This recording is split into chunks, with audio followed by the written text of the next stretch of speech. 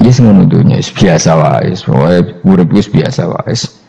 Maksudnya biasa wae penting soleh, di hati soleh, rezeki wis minawos. Wae taluk wae pangeran, ora usah sok suci, ora usah sok bener dhewe wis biasa wae. Dunya wis kabeh kersane napa? Pangeran. Ya sudah seperti ini.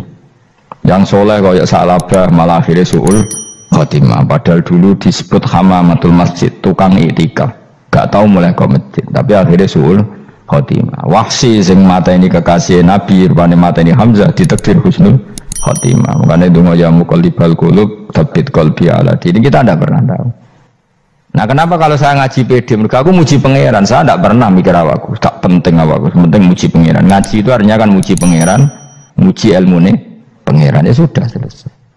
Itu anakku donga itu mikir awakmu dhewe. Mulane donga mek ngaji ku derajate dhuwur ngaji. Mergo ngaji muji pangeran, nak donga mikir awake dhewe. Makanya masyhur itu ada dua kelompok di masjid, yang satu diskusi halal haram, yang satu berdoa. Nah, terus Nabi keluar dari rumah berdiri sempat ragu, saya kemana? Terus akhirnya Nabi ngendikan mereka itu berdoa kalau Allah mengabulkan ya disembadani. Tapi mereka belajar halal haram. Itu perintahnya Allah, saya sebagai Nabi. Terus akhirnya Nabi gabung kelompok yang belajar halal haram. Karena belajar halal haram artinya ingin menghidupkan hukumnya Allah Ta'ala. Tapi nak wong donga kepingine iku kabul kajate. Intine mikir awake dhewe. Makanya saya termasuk ulama yang jarang berdoa. Tapi ya berdoa, tapi kadang-kadang. Nah, kowe kan gak kontribusi ning agama rapati ya ndonga. Oh, dasar murahan. Ya tapi piye mulang ya ora payu. Jadi kadang-kadang kula dibantah. Lah jenengan mulangi payu, Gus. Lah kula ora payu, ndonga-ndonga ngono. Ya tapi aku ngerti pangeran ra bakal nyembadani barno ra Gus. Pangeran yo paling sedikit sithik ngono cukup umum. Kalau termasuk orang yang nggak setuju ya kalau orang sholawatan terus berlebihan tapi khidmah ini Nabi kurang. Maksudnya gini loh, sholawatan berlebihan ya. Redaksi sholawat tentang Nabi itu kecil, bukan sholawat jumlahnya enggak. Redaksi tentang Nabi itu kecil, sementara tentang keinginannya itu saya tidak suka. Saya suka sholawatan itu ya yang nyifati Nabi banyak, kemudian keinginannya kecil, itu bagus. Kayak Ihya itu loh, kayak Ihya Abdul Hasan Asadili itu. Kalau dongo itu jaluk mau swidik paling baris paling terakhir. Misalnya gini, nahmaduka ya man huwa la ilaha illa anta ar-rahmanur rahim, itu langsung in sampai nyifati Allah itu 99. Buar ngono nganti berkuras-kuras. Lagi terakhir mau jaluk dongo sithik. Nah kowe kan enggak muni muji Allah mau basa-basi tok. Alhamdulillah rabbil alamin wassalatu wassalamu ala Muhammadin. Mau nggo syarat tok. Baru ke Allahumma inna nas'aluka nganti telung lari. Telung halaman. Tapi pas muji pangeran, alhamdulillah rabbil alamin wassalatu wassalamu ala Muhammadin. Bariku terus dongo njaluk mapan, tolak buala. Yo tau aja. Mana jare pangeran, muji kekasihku suwidik dongane kecangkeman. Lah saya tuh gak suka jenis itu. Harusnya sholawatnya itu yang panjang. Maksudnya nyifati Nabi yang panjang. Baru mintanya sedikit. Itu bagus sih. Bi akhlak. Makanya saya diantara sholawat yang senang itu sholawatnya Habib Ali Al-Habsyi yang ngarang Sing Tudura. Kalau beliau baca sholawat itu sholatan yattasilu biha ruhul musolli alaihi bi fayam basitu fi qalbi sirru nuri ta'alluqi bi wa hubbi wa yuktabu biha bi inayatillahi ta'ala fi hisbi. Jadi dia baca sholawat itu, ya Allah berikan sholawat kepada kekasihmu Muhammad. Dengan sholawat ini rohnya saya, musolli itu rohnya saya yang membaca sholawat bisa sambung dengan rohnya Rasulullah, dan setelah sambung saya terhitung sebagai orang yang mencintai Rasulullah, dan saya berharap dari cinta itu saya tertulis sebagai umatnya. Nah aku kan enggak mau sholawat itu saya termasuk orang yang enggak saya loh ya. Tapi ya tetap baik dibanding nganggo primbon ya satu sholawatan ya. Tapi boleh punya etika lah dengan Rasulullah itu. Kalau dongo nyifati Nabi yang banyak ya baru keinginan. Kan banyak itu sholawat yang seperti yang saya misalnya di kitabnya Sayyid Muhammad ada Allahumma sholli ala sayyidina Muhammad nuri kalam alladzi wa nyifati Nabi itu sampai panjang lebar baru menceritakan hajatnya. Kalau kamu kan enggak nyifati Nabi basa-basi mau sidik kan. Malah kadang orang misalnya ala Muhammad kok ala Muhammad muni sayyidina aja disoal. Misalnya terus Dari hitungannya apa? Panjang. Saya termasuk yang enggak setuju karena itu menurut saya kurang etika. Makanya Rasulullah itu kalau berdoa kalau sudah nyifati Allah, coba tak beri satu contoh saja doanya Nabi. Alhamdulillah hamdan yuwafi ni'amahu wa yukafi'u mazidah ya rabbana lakal hamdu kama yanbaghi li jalali wajhika 'azimi sultanik la nuqsi thana'an 'alaika anta kama asnaita 'ala nafsik. Itu sudah berapa itu nyifati Nabi? Itu belum doanya tuh. Nah kamu kan enggak Alhamdulillah rabbil alamin Allahumma ya Allah di hajati gremeng titik seramutu tenan. Jeneng gak bakat wali. Nah cara kula iku sisen ngono. Kula wis sering ngamini dongane wong ngono tapi ning atiku amin maksudnya amin barno mawon Gusti. Dadi aku amin tapi amin kuwi barno mawon Gusti. Wong ora jelas ngono berarti. Jadi aku muni amin tapi amin barno maksudnya ya Allah barno amin maksudnya. Jadi karena tadi setahu saya doanya para nabi para wali itu memang seperti itu. Ya coba itulah doa tadi aja yang saya sebut itu berapa kalimatnya apa? Alhamdulillah hamdan yuwafi ni'amahu wa yukafi'u mazidah ya rabbana lakal hamdu kama yanbaghi li jalali wajhika 'azimi sultanik la nuqsi thana'an 'alaika anta kama asnaita 'ala. Enggak terhitung pujian saya kepada engkau sebanyak engkau memuji pada diri engkau sendiri. Allahumma ini a'udzu biridhoka min sakhatika fi mu'afatika min uqubatika wa bika minka. Allahumma bi haqqi jabarutika wa bi khawfika. Kan panjang sekali doanya wali-wali itu, tapi semuanya mensifati Allah. Bahkan banyak yang kemudian lupa enggak doa. Coba haji, doa haji itu coba. Labbaik Allahumma labbaik la syarika lak innal hamda wa ni'mata laka wal mulka la syarika lak wa ni'mat. Itu kan labbaik saya siap melaksanakan perintahmu ya Allah sa'dek. Engkau yang punya pujian, engkau la syarika lak lakal. Itu malah enggak ada, jarang malah ada doanya. Itu kalimatnya talbiyah semua. Allahumma antal azil akram itu sudah seperti itu. Karena tadi al-mu'min yashghaluhu sana 'ala Allah min ayyakuna li nafsihi dzakiran. Mukmin sejati adalah sibuk memuja Allah sampai lupa jatah dirinya sendiri. Nah, kowe kan gak mujine Allah basa-basi, dongane tenanan. Itu jadi makhluk aneh, itu jadi hubungan mbek pangeran itu wong aneh. Ya tapi jen ra bakat wali, semono iku dadine semono iku. Ya tok ngono kok mari wali kakean malah gak elit. Jadi, tapi saya mohon itu di sholawat itu usahakan jumlah paling enggak jumlah sholawatnya banyak, doanya sedikit. Paling enggak misalnya kamu tidak punya kalimat yang apa baik ya mau sholawat ping 100 itu gak ada salah biar guling-gilingan apa kita menyebut kekasihnya Allah lebih banyak ketimbang kita menyebut hajat kita sendiri ya gitulah. Paling enggak punya etika seperti itu ya. Kalau kamu enggak punya segot-segot sing keren, bacalah sholawat berapa 100 terus cerita awam Gusti utang kula kathah. Mungkin raja wis roh.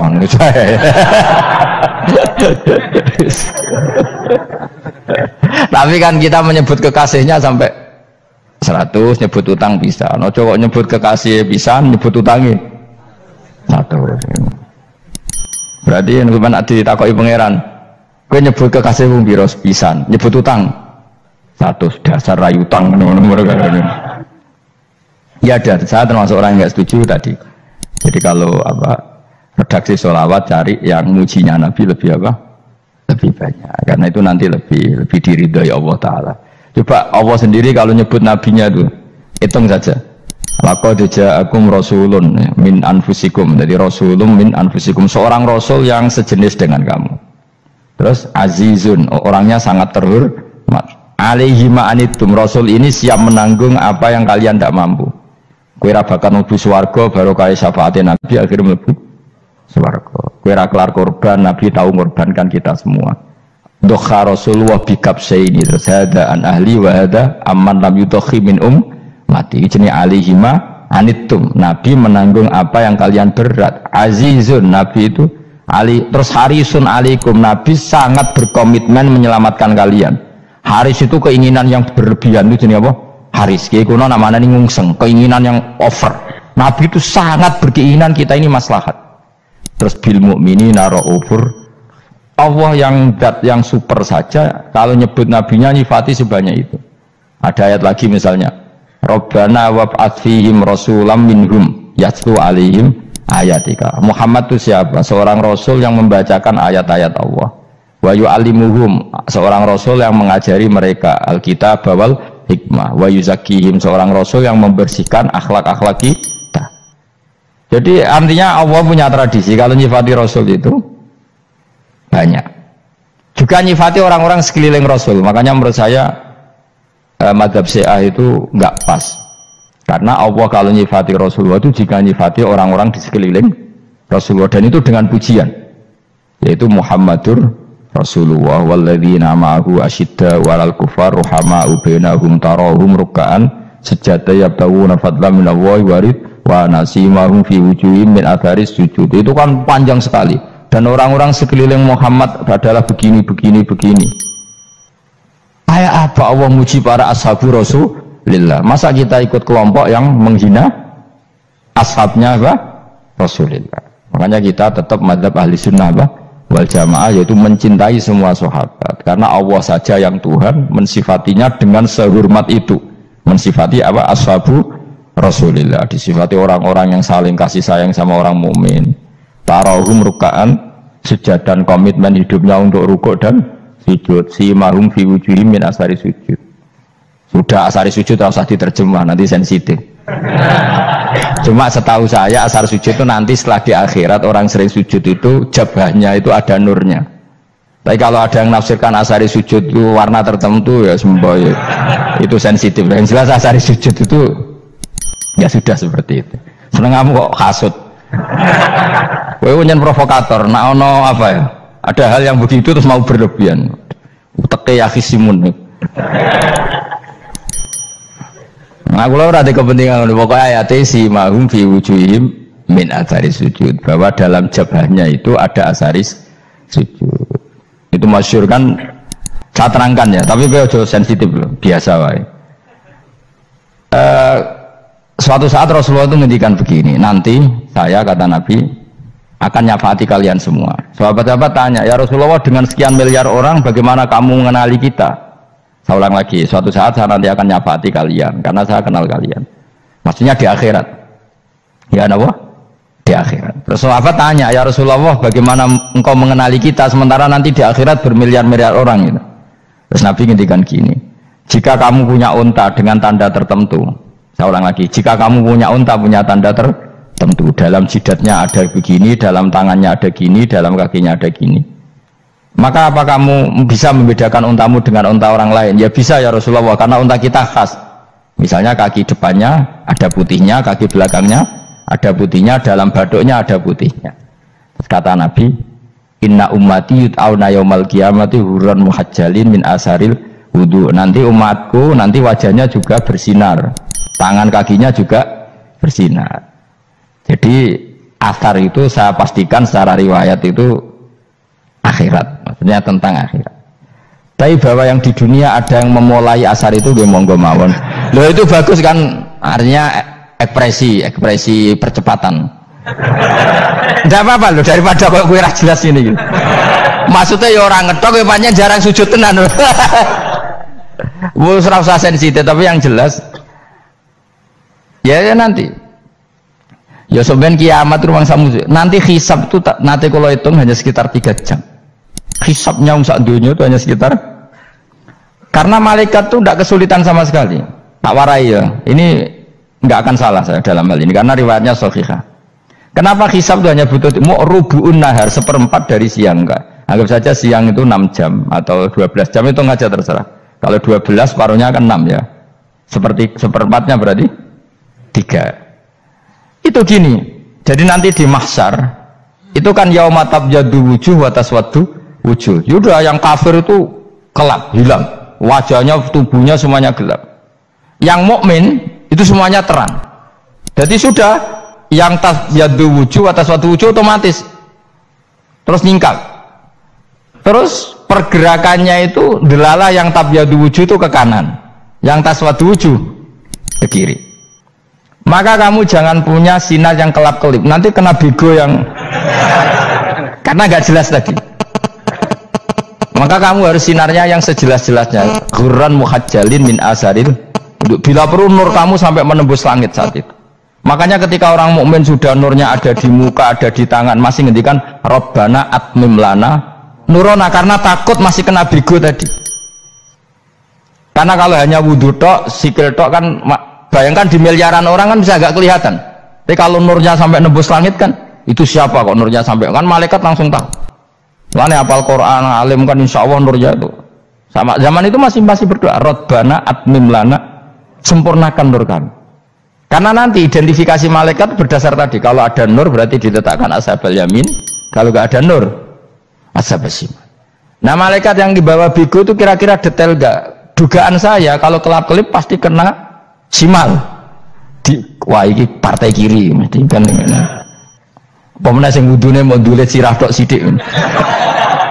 Karena anak mazhab Syafi'i. Sebetulnya meskipun itu sebaiknya kalau basuh sirah itu kabeh ben ora kelip mana aneh pepesan terus dulat-dulit tok. Mau iku soben ya itu kelip.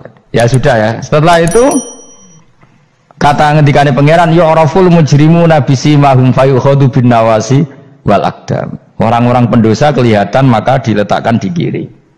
Nah sama yang orang-orang baik simahum fi wujuhim Menasari. Jadi ayat itu jelas tentang akhirat. Tapi kira usah terus merovokasi. Seneng kamu kok ya khisimun. Maksudnya provokator. Gitu. Jadi nanti yang mukmin jelas nurnya. Lah nur ini nanti dengan kadar iman kamu, perilaku kamu. Ada yang kelap-kelip, ada yang. Nah yang kelap-kelip ini yang kena bigo itu tadi. Nanti setelah kena bigo ikut ashabis simal, yang kelap-kelip disortir lagi malaikat yang bagian detail kan ada nanti. Nah ini terus ditubir neraka, yang kafir bener-bener neraka, yang ini ditubir neraka. Nah, itu nanti ini yang ngel-ngelo kanjeng Nabi digoleki ya ini itu. Mana sakit kanjeng Nabi, mana ono kiai soleh darani, nah iso soleh dewe sakit Nabi mereka terus goleki endi umatku sing kelep-kelip terus dicari disafaati. Ya imma langsung dituruti Allah, wa imma diubasikne neraka. Ya terserah rencanamu piye kon aku. Tapi yang jelas apa? Kiamat itu cepat sekali karena tadi ada identifikasi tadi. Makanya hanya cukup 3 jam karena tadi yang jelek kelihatan jelek, yang baik kelihatan baik. Makanya cepat. Ya araful mujrimuna bisimahum, orang pendosa dikenali lewat alamatnya yaitu taswaddu apa? Wujuh. Kalau orang baik dikenali lewat tabyadu wujuh. Nah, terus setelah nyingkir, ini ngono tak warai kiamat. Setelah nyingkir itu faduri babenahum bisuril lahu bab. Setelah tersingkir tadi terus lalu ada pintu penghalang, pintu pemisah. Nah pintu pemisah tadi yang sisi kanan langsung jadi surga, yang sisi kiri jadi neraka. Itu disebut faduriba bainahum bisuril lahu bab batinu fi rahmatu wa dhahiruhu min qibalihil adzab. Yang pintu arah kanan otomatis wilayah surga, yang pintu kiri otomatis wilayah neraka. Nah problemnya ketika penutupan pintu itu dah yang kelap-kelip itu katut kemana ini yang makanya kamu jangan malok partai yang apa kelap-kelip yang nggak jelas itu koalisi kemana ya. Kalau partai besar kan iso nyalon presiden, partai kecil ini kan ikut mana ini kan sing sak ngisore 1%, 2% ini kan repot. Loh, coba misalnya nur kamu 2%, berarti gelap kamu kan 98%. Kira-kira malaikat mengkategorikan kemana coba? Ayo jawab. Gelap loh, kok ada semangat padahal itu bagian dari kamu. Kalau satu tubuh itu sinarnya hanya 2%, kira-kira kategorinya itu partai gelap, partai terang. Kok ada semangat kok? Berarti kegaruk kemana? Kiri. Tapi bisa saja malaikat cara berpikir gini, tapi kok ada cahayanya ya? Padahal kata Allah yang bercahaya ashabul yamin, kan nggak ada bilang cahaya terang. Bisa saja malaikat alhamdulillah berpikir begitu. Ya nanti kita rayu saja supaya berpikir ini kan yang penting ada cahaya. Kan Allah tidak bilang terang apa kelap-kelip. Ya mungkin saja asal ada cahaya dikategorikan lahu nur, punya apa? Nur. Tapi yang jelas saat itu pun yang sudah punya cahaya masih berdoa Rabbana atsmim lana nurona, ya Allah saya mohon sekali nur-nur kami sempurnakan. Jadi ini saya bantu teman-teman yang hafid-hafid supaya tahu maknanya ya. dan yang nggak hafid ya dengar ya. Kalau nur itu penting, makanya Nabi itu kayak apa? Nabi itu orang super itu kalau ngendikan Muhammad al-min fauqi nuran wa min tahti nuran wa an yamini nuran wa an simali nuran, sampai terakhir Nabi masih mendoa untuk dirinya waj'al li nuran, dan semua tubuh saya jadi nur. Jadi Nabi sudah gitu, ya Allah jadikan sisi depanku nur, belakang kami nur, kanan nur, kiri nur, terakhir itu apa? Waj'alni nuran, dan doa semoga semua tubuh saya jadi nur. Itu termasuk doa yang sering saya baca, karena saya takut kelap-kelip tadi. Ini bahaya ini kalau malaikat. Saya tidak tahu cara berpikir malaikat tadi, apa ngitung 98% maka dikategorikan apa? Gelap, apa dihitung nurnya saja? Wong instruksinya Allah kan yang ada nur ashabul yamin, meskipun kelap-kelip kan punya nur. Saya tidak tahu nanti ikut 2% ikut mana kalau di partai koalisi itu? Ikut yang menang biasanya, ikut yang apa? Ya paham ya, makanya saya mohon kalau wudhu itu usahakan sempurna, terutama wudhu sholat. Kalau nggak wudhu sholat itu sebaiknya nggak sempurna, supaya ada bedanya wudhu sholat sama wudhu tidak sholat. Rasulullah itu masyhur gitu ya, Rasulullah itu kadang tawaddu'a wudhu'an khafifan, wudhu yang sederhana, yaitu hanya sekali-sekali dan tidak sempurna. Ketika ditanya as-sholat ya Rasulullah, tidak. Misalnya saya habis makan mau tidur biasanya ya wudhu, tapi tentu tidak perlu sesempurna kayak wudhu sholat, biar ada bedanya. Rasulullah juga gitu, beberapa kali beliau wudhu tapi tidak sesempurna wudhunya untuk sholat. Masyhur itu di riwayat tawaddu'a wudhu'an khafifan duna wudhu'ihi lis sholat. Tapi kalau wudhu untuk sholat asbaghal wudhu, menyempurnakan wudhu. Jadi supaya ada bedanya wudhu sholat dan wudhu tidak sholat. Saya gak wong dore iso ngaji podo kabeh. Abu Bakar ya gitu, ana wong poso sunat kok nyediakno buka dimarahin.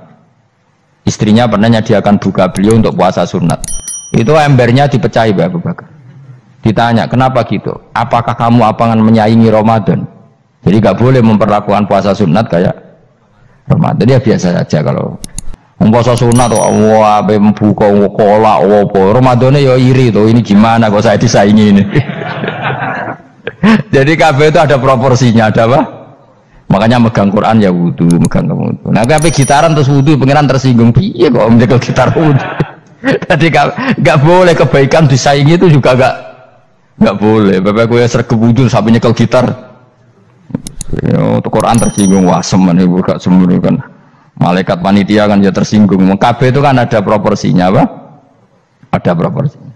Itu hebatnya Rasulullah. Jadi kalau beliau wudu, bahkan wudu itu wudu li sholat sama tidak sholat itu. Misalnya sholat sunat itu kamu mampu ngadeg boleh nggak duduk? Boleh. Kalau sholat fardu nggak boleh, biar ada bedanya. Fardu itu spesial, nggak boleh, harus berdiri. Kalau sunat pun harus berdiri. Fardu tersinggung, iya sunat kok nyaingi aku kan gitu kayak. Ya makanya sholat fardu wajib berdiri ya. Sholat sunat boleh duduk meskipun mampu loh ya. Nggak boleh sama. Sholat sunat pun harus berdiri. Berarti ada sunat menyaingi fardu. Ya jelas ya, jadi aturan main itu harus jelas, nggak boleh. Makanya Abu Bakar itu nggak mau kalau ada orang puasa sunat kemudian apa? Abdullah bin Mas'ud lebih parah, dia itu tukang nyuwepeng orang yang selalu sholat duha. Makanya saya itu duha itu jarang, karena takut kena sweepingnya siapa? Abdullah bin Mas'ud. Itu ada orang khusyuk tiap hari duha, diswepeng sama dia. Apakah kamu menjadikan sholat ini jadi fardu? Kok mbok lakoni bedino? Awas nampak lakoni bedino. Daerah akhir duha dilakoni bedino. Perkara ini butuh duit. Itu kalau zaman Abdul Mahmud kena sweeping apa? Karena berarti menandingi fardu. Yes, biar usah anut ilmu ku bahaya itu di sensitif. Cuma ini kan ilmu tetap tak utarakan. Biar kamu tahu, nggak boleh fardu disaingi itu nggak. Coba kan banyak ketentuannya tadi. Contoh paling gampang itu apa? Kalau sholat fardu boleh, nggak boleh apa? Duduk. Sholat sunat boleh duduk. Sholat sunat boleh di kendaraan sesuai jalannya kendaraan. Nama tawajjahat bi rohilatu. Kalau sholat fardu, kalau kamu naik unta harus turun untuk memastikan di kiblat.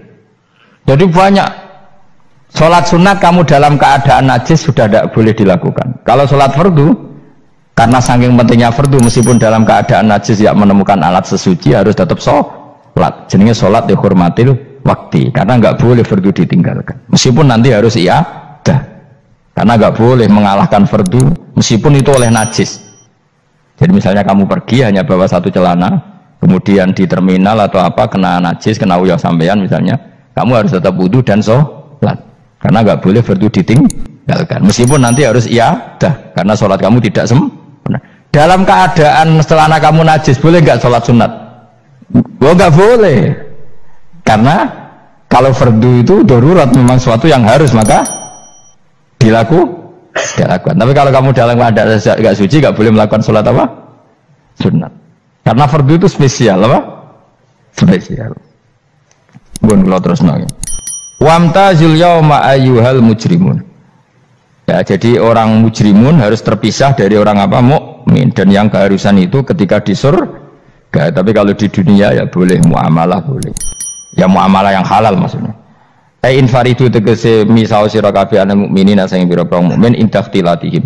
Nalikane campure kufar utawa al mujrimin bi iklan al mukminin. Atau rujuke balik betul napa. Maksudnya rujuke diwalik ge sami indaftilatihim mukminin bi iklan kufar atau kufar ning mukminin. Alam ahad ilaikum ya bani Adam. Alam ahad ana ta ora merentano ingsun ilaikum maring sira kabeh. Amurkum tegese ana ta ora merentano ingsun kum ing sira kabeh ya bani Adam ya bani Adam. Ala lisani rusuli ing atase lisane para utusan-utusan ingsun. Bukankah saya telah merintahkan kamu wahai Bani Adam Allah ta'budu setan. Yen ora menghamba sira kabeh asetan ing setan. Ngendikane pangeran kowe ijek kanut setan cek nemen nih. Bukankah sudah saya perintahkan kamu tidak boleh diperbudak napa setan. Maknane la tutiu tegese aja taat sira kabeh ing setan. Inna sak temene setan laku maring sira kabeh aduun musuh mubinun kang jelas.